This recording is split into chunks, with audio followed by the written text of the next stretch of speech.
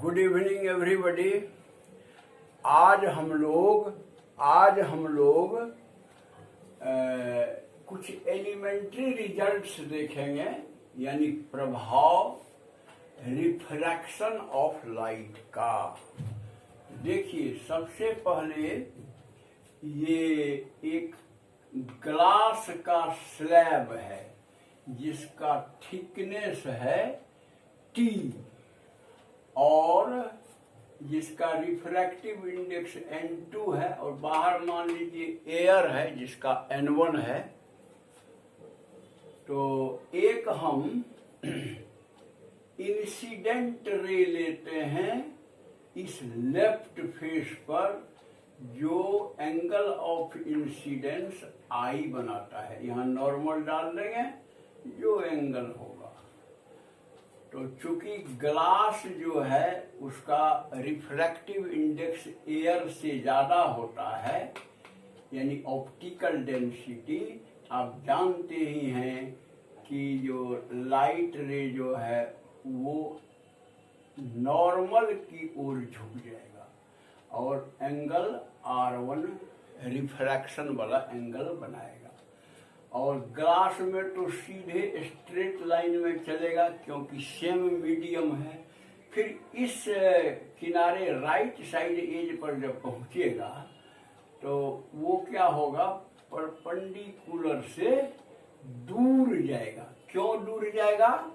तो ये चूंकि है ऑप्टिकल डेंसिटी ज्यादा है, एयर है इधर, तो उसका ऑप्टिकल डेंसिटी कम है, इसलिए दूर की ओर भाग करके इमर्जेंट रे वास्तव में ये है। कहने का मतलब इंसिडेंट रे अगर स्लैब नहीं रहता तो ये देखिए ऐसे करके निकलता है, लेकिन स्लैब रहने के कारण ये इस होके निकलता है इमर्जेंट रे। माने ये रे जो इंसिडेंट रे है वो निकलता है इस पाथ से। तो ओरिजिनल पाथ जो है इंसिडेंट रे का, उसके बीच और इमर्जेंट रे के बीच का जो परपेंडिकुलर डिस्टेंस है वह x है, उसी को लैटरल शिफ्ट कहते हैं। तो देखिए, अब हम लोग प्रूफ करने जा रहे हैं सबसे पहले कि ये और ये पैरेलल है, यानी इंसिडेंट रे और इमर्जेंट रे पैरेलल है। ये कैसे प्रूफ होगा? तो कहने का मतलब अगर I1 हम प्रूफ कर देंगे R2 का, तो तब इसका मतलब हो गया कि इमर्जेंट रे जो है इंसिडेंट रे का पैरेलल हो गया। तो चलिए हम लोग स्नेल्स लॉ लगाते हैं। तो सबसे पहले ये यहाँ देखिए, ये R1 और I2 इस फेस का जो इंसिडेंट एंगल ऑफ इंसिडेंस है, इसका रिफ्रैक्शन दोनों सेम होगा। क्यों होगा सेम? तो ये और ये नॉर्मल पैरेलल है और ये ट्रांसवर्सल है, इसलिए इंटरनल अल्टरनेट एंगल बराबर होगा, इसलिए R1 इक्वल टू I2 होगा। इसलिए हम लिख दिए हैं यहाँ कि angle R1 equal to angle I2। अब आइए स्नेल्स लॉ इस फेस पर पहले लगाएंगे। तो N21 माने refractive index of medium 2 with respect to medium 1, यानी ग्लास का एयर के रेस्पेक्ट में N21 क्या होगा? तो sine I by sine R, जो आप Snell's law sine I1 by sine R1, तो जो आप स्नेल्स लॉ में पढ़े हैं। अच्छा, तो और इस फेस पर क्या होगा? इस फेस पर होगा साइन R2। क्योंकि हम N21 लिखते हैं इसके रिस्पेक्ट में, एयर के रिस्पेक्ट में ग्लास का लिखते हैं, इसलिए N21 लिखते हैं। तो इस फेस पर N21 का ये फॉर्मूला होगा और इस फेस पर होगा sign R2 by sine I2, और I2 बराबर R1 है, इसलिए ये तो ऐसे ही लिख दीजिए और इसको साइन R2 बाय I2 को R1 लिख दीजिए साइन R1, यानी लेफ्ट फेस पर ऐसा, राइट फेस पर ऐसा। देखिए दोनों का डिनोमिनेटर सेम है, अब कट जाता है, तो साइन I1 बराबर हो गया साइन R2, यानी I1 इक्वल टू R2। अब देखिए I1 क्या है, ये है एंगल ऑफ इंसिडेंस, R2 है एंगल ऑफ इमर्जेंस। इसलिए ये प्रूफ हो गया कि angle of incidence and angle of emergence दोनों सेम है। तो इसका मतलब ये हुआ कि इमर्जेंट रे जो है वह इंसिडेंट रे के पैरेलल होगा। प्रूफ हो गया। अब अगर ग्लास का थिकनेस T है तो आप वो लेटरल शिफ्ट निकाल सकते हैं, क्योंकि हमारा लेटरल शिफ्ट आफ्टर रिफ्रैक्शन, यही एक्चुअली कैलकुलेट करना है कि कितना x का वैल्यू होगा। तो ट्रिग्नोमेट्री यूज करके निकाल लिया गया है कि x equal to T sec R1 sine I1 minus R1, where T is the thickness of the slab। तो आप वो x को निकाल भी सकते हैं। तो इस तरह से हमें एक इफेक्ट देखे रिफ्रैक्शन का कि अगर स्लैब होके कोई रे पास करता है तो उसमें एक लेटरल शिफ्ट हो जाता है, वो हो गया। अब आइए दूसरा मतलब जो केस देखिए, apparent depth for normal and oblique viewing। एक बार नॉर्मल देखेंगे, एक बार मान लीजिए ऑब्लिकली देखेंगे, टेढ़ा होकर के। तो मान लीजिए कि ये एक टब है, टब इसमें पानी भरा हुआ है इस लेवल तक, जिसका हाइट h1 है, वाटर लेवल का हाइट h1 है। तो देखिए बॉटम एक पर एक पॉइंट O है, यहां से इस केस में लीजिए दो रे, एक रे इधर और दूसरा रे इधर। तो चूंकि ये वाटर है, डेंसर मीडियम है, इसका ऑप्टिकल डेंसिटी एयर से ज्यादा है, तो रेयरर मीडियम में एयर में जाने पर वो क्या होगा, परपेंडिकुलर से दूर भागेगा, उसी तरह यह भी दूर भागेगा। तो जिस डायरेक्शन में रे निकलता है उसी डायरेक्शन में इमेज आपको दिखाई देता है, क्योंकि आंख पर जिस डायरेक्शन से आएगा लाइट उसी डायरेक्शन में इमेज दिखेगा। ये चीज ध्यान से समझ लीजिए। ऐसे निकला तो इसको बढ़ा दीजिए, यहाँ पर इसको भी बढ़ा दीजिए, दोनों एक पॉइंट O डैश पर कटता है। कहने का मतलब अगर ऊपर से कोई डायरेक्ट ऐसे करके ये बाल्टी या टब में देखे तो उसको लगेगा पेंडी अब O पर नहीं है, O डैश लेवल पर है पेंडी, यानी उठा हुआ मालूम पड़ेगा। यही चीज है।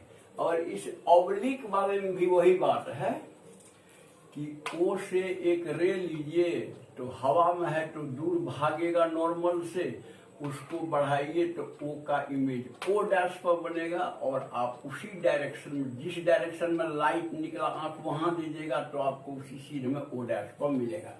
यानी दोनों केस ये प्रूफ करता है कि अगर पानी भरा हुआ टब हो तो उसका पेंडी जो है उठा हुआ मालूम पड़ेगा।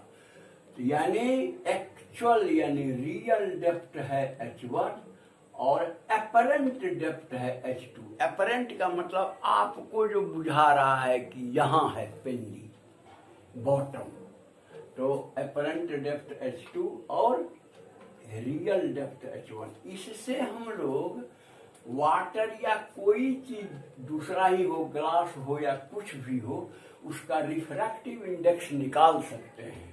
तो वो कितना होता है, तो रिफ्रैक्टिव इंडेक्स ऑफ वाटर, मतलब हम अभी यहाँ वाटर लिए हैं इसलिए वाटर लिखते हैं, refractive index of water n मान लिया जाए और एयर का 1 मान लिया जाए। मान लीजिए वैक्यूम है एयर, एन बराबर real depth by apparent depth, real depth by apparent depth, यानी H1 बाय H2।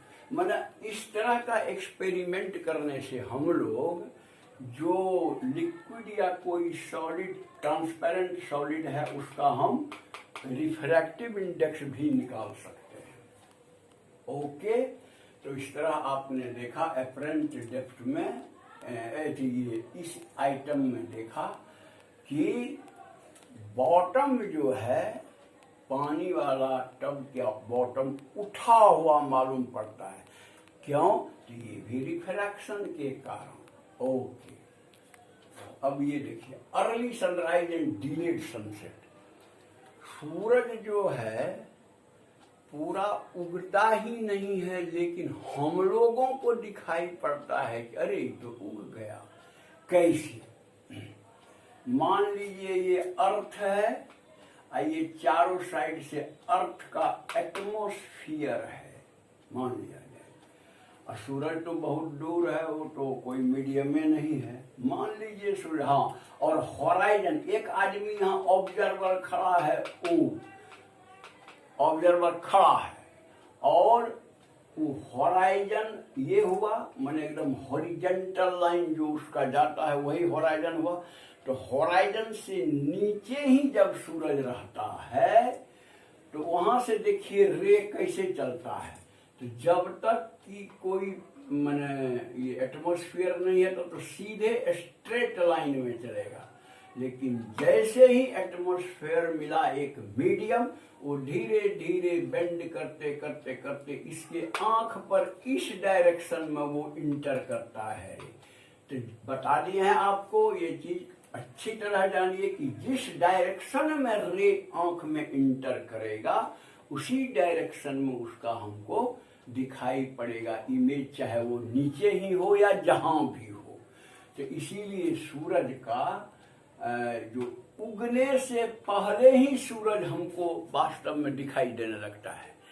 तो जबकि वास्तविक केस यह है कि अभी भी वो होराइजन से नीचे ही है, लेकिन रिफ्रैक्शन के कारण वो हमको नीचे रहने के बाद भी मतलब जो ऊपर उगा हुआ सूरज मालूम पड़ जाता है पहले ही। इसी एक्सप्लेनेशन से आप ये भी साबित कर सकते हैं कि डूबने के समय में सूरज वास्तव में डूब जाता है, सूरज वास्तव में डूब जाता है, लेकिन हमको वो मतलब जो दिखता ही है सूरज, अगर हम डायरेक्ट देखते हैं।